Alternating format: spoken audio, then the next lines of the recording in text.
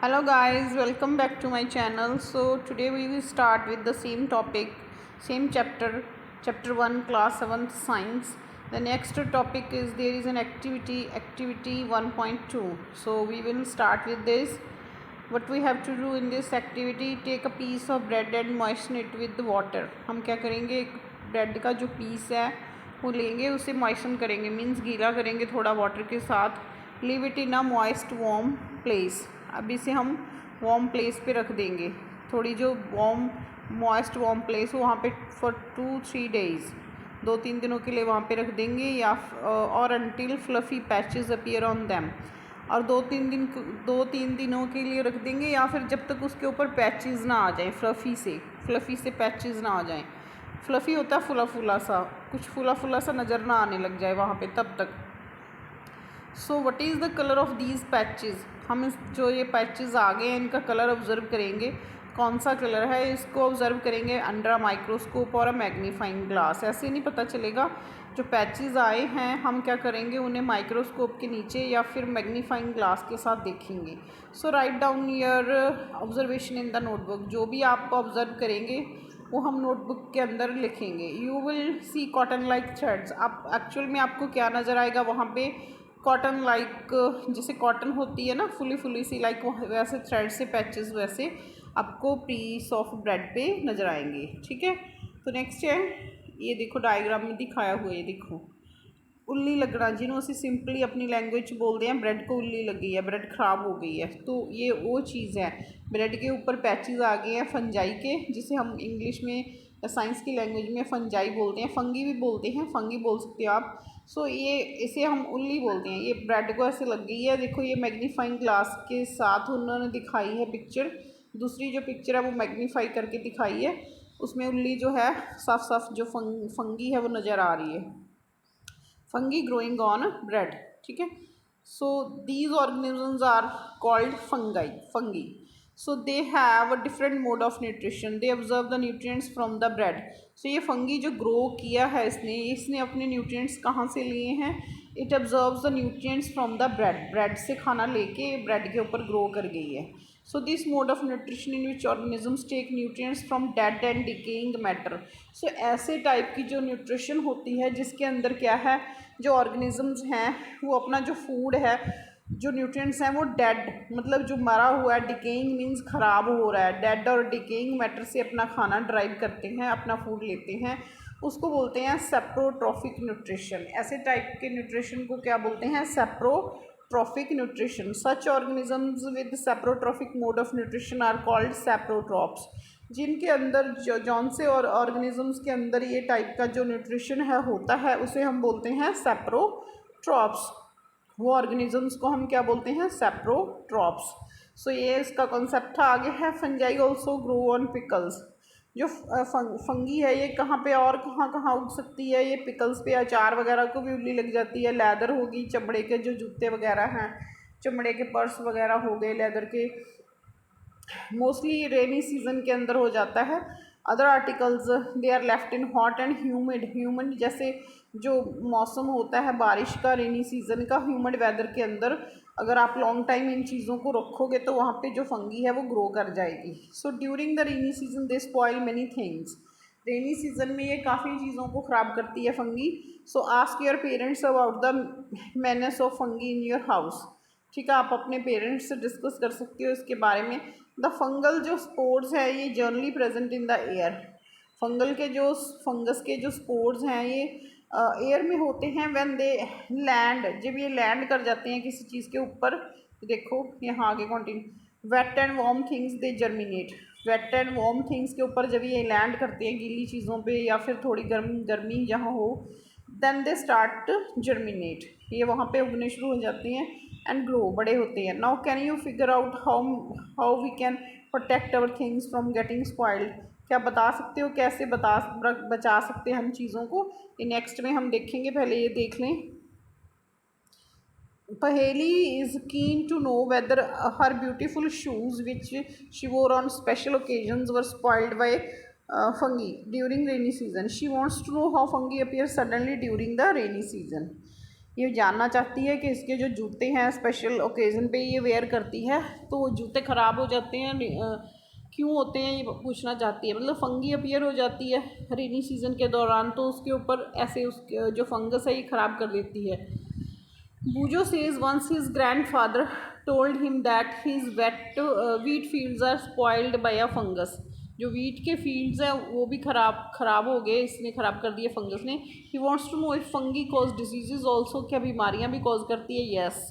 So Paheli told him that many fungi like yeast and mushrooms are useful. कुछ fungus है जो useful भी है, जैसे ईस्ट हो गया, खाना बनाने की जो इंडस्ट्री है, बियर वगैरह बनती है, जहाँ पे बेवरेजेस बनती हैं, बियर बनती है, वाइन बनती है, वहाँ पे जो यीस्ट है वो यूज़ किया जाता है। मशरूम्स है वो भी फंगस की फॉर्म है, they are also useful. But some fungus cause disease in plants and animals including humans. कुछ फंगस है जो फंगी है वो एनिमल्स और ह्यूमन्स के अंदर जो डिजीज़ हैं, बीमारियाँ भी फैलाती है। Some fungus are also used in medicine. कुछ जो फंगी है वो कहाँ पे यूज़ होती है, मेडिसिन्स में। ठीक है। सो ऐसे ये देखा था हमने। नेक्स्ट है सम ऑर्गेनिजम्स लिव टुगेदर। ये तो हो गया फंगस के बारे में। आप प्रोटेक्ट कैसे कर सकते हो इसको ना, आप रेनी सीजन में जो लेदर की चीज़ें हैं उन्हें धूप में रख के बचा सकते हो। धूप उनको 1-2 दिन की धूप लगवा सकते हो आप चीज़ों को, जहाँ पे मॉइस्चर है, तो फिर ऐसे आप बचा सकते हो। पर्स वगैरह हो गया, लेदर के शूज़ हो गए, जो भी चीज़ें ऐसी हैं उन्हें आप धूप में रख सकते हो थोड़े टाइम के लिए। सो नेक्स्ट है सम ऑर्गेनिजम्स लिव टुगेदर। कुछ एनिमल्स एक साथ रहते हैं and share both shelter and nutrients. वो क्या करते हैं, न्यूट्रिएंट्स एंड जो शेल्टर है शेयर करते हैं अपना। न्यूट्रिएंट्स मीन्स अपना खाना, शेल्टर जहाँ पे रहते हैं उस चीज़ों को आपस में शेयर करते हैं। This relationship is called symbiosis. ये जो उनके बीच में रिलेशनशिप बन जाता है ऐसे इसे बोलते हैं symbiosis. For example certain fungi live inside the roots of plants. कुछ जो फंगस है वो कहाँ पे रहती है, प्लांट्स की रूट्स के अंदर रहती है। The plants provide nutrients to the fungus. तो उन फंगस को न्यूट्रिएंट्स कौन दे रहा है, प्लांट दे रहा है। Plant providing nutrients to the fungus and in return fungus provides water and certain nutrients. बदले में एक दूसरे के लिए वो दोनों एक दूसरे के काम आते हैं, और बदले में जो फंगस है, जो फंगी है वो क्या देती है, पानी और दूसरे न्यूट्रिएंट्स वाटर प्लांट को प्रोवाइड करवाती है। इन ऑर्गेनिजम्स कॉल्ड लाइकन्स, है ना, in organisms called lichens a chlorophyll containing partner which is an alga and a fungus live together. इसे हम लाइकन्स बोलते हैं। तो ऑर्गेनिजम्स है लाइकन, उसमें क्या होता है, क्लोरोफिल कंटेनिंग जो पार्टनर है एल्गा, वो फंगस के साथ live together, they share shelter and nutrients. The fungus provide shelter. Shelter कौन देता है, रहने को जगह कौन दे रहा है, फंगस दे रही है। वाटर एंड मिनरल्स दे रही है एल्गे को, एंड बदले में एल्गी क्या दे रही है, एल्गी फूड प्रिपेयर करती है and provide that food to the fungus. Means fungus ने शेल्टर दिया, पानी दिया, मिनरल्स दिए एल्गी को, एल्गी ने बदले में क्या दिया, क्योंकि एल्गी ग्रीन कलर की है, उसके अंदर क्लोरोफिल है, वो अपना फूड प्रिपेयर कर सकती है, उसने बदले में क्या दे दिया है, फंगस को फूड दे दिया, जो फूड प्रिपेयर किया। क्लियर। नेक्स्ट है how nutrients are replenished in the soil.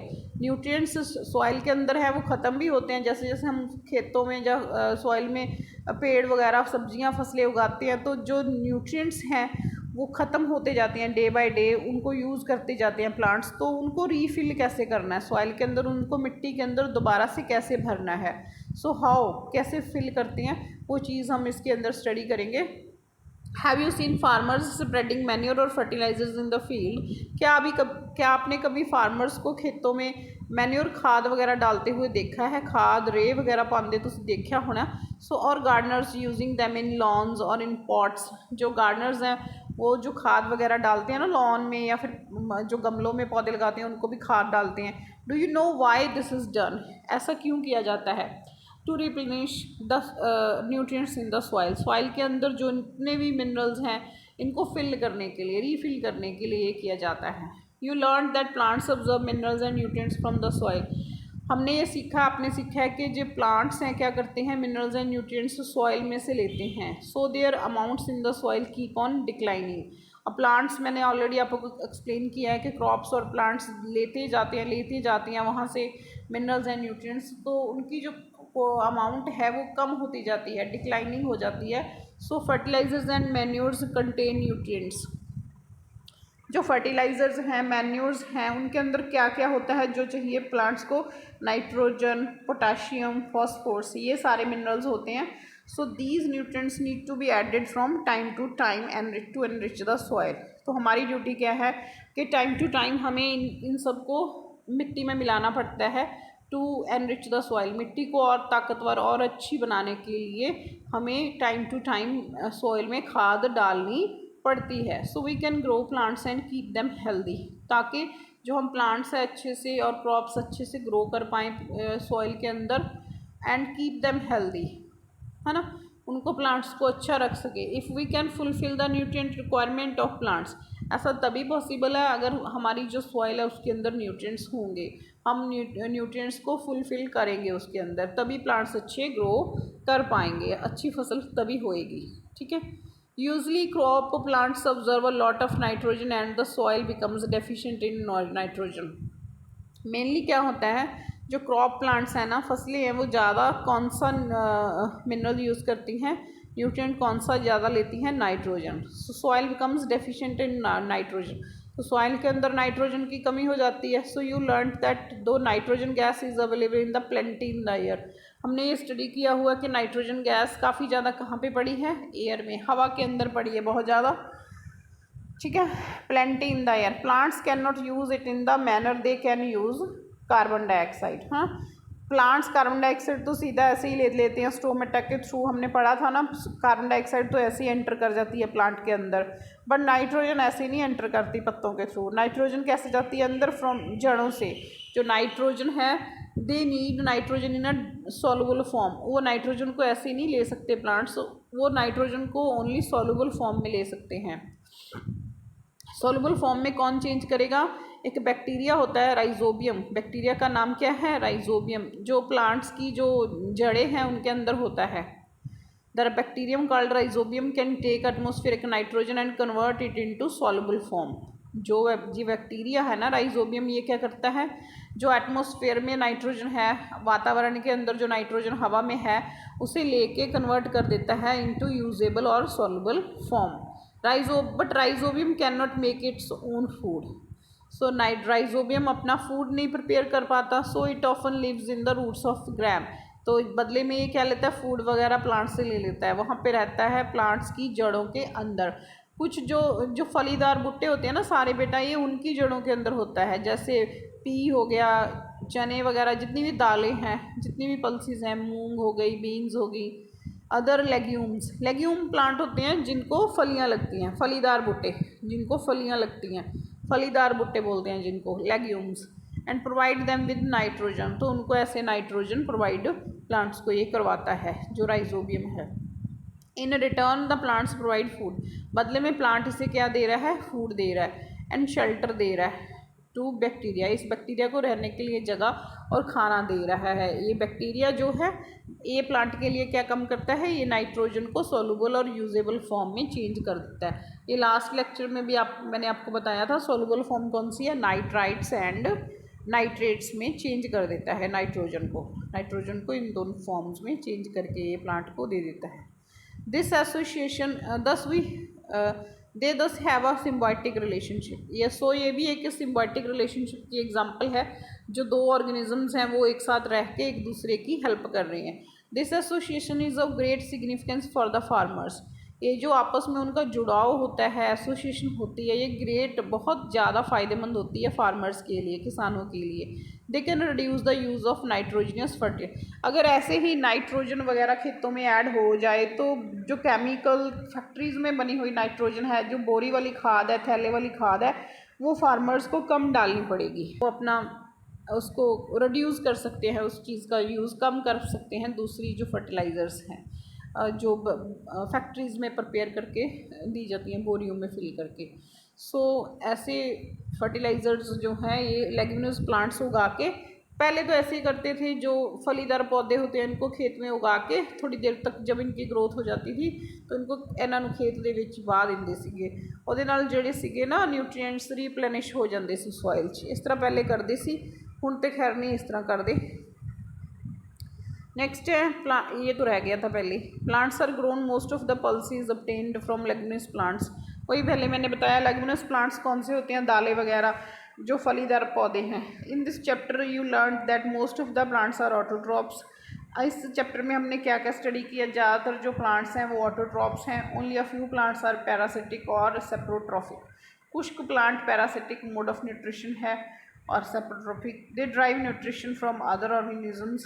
All animals are categorised as heterotrophs. Animals सारे के सारे हेट्रोट्रॉप्स हैं, वो अपना खाना दूसरों से ही लेते हैं। They depend on plants and other animals for food. Can we say that in insectivorous plants are partial heterotrophs? क्या हम बोल सकते हैं कि जो इंसेक्टिवोरस प्लांट्स हैं वो पार्शियली हेट्रोट्रॉप्स हैं? यस, बिकॉज दे डिपेंड, वो अपना खुद का भी फूड प्रिपेयर करते हैं and they eat insects also. Yes we can. So in this we have finish this chapter. I think I hope you guys, so this is the end of the video. Thanks for watching. अगर video अच्छी लगे like करना, share करना बेटा, और channel को please subscribe कर देना। Thanks for watching. See you in the next video. Take care.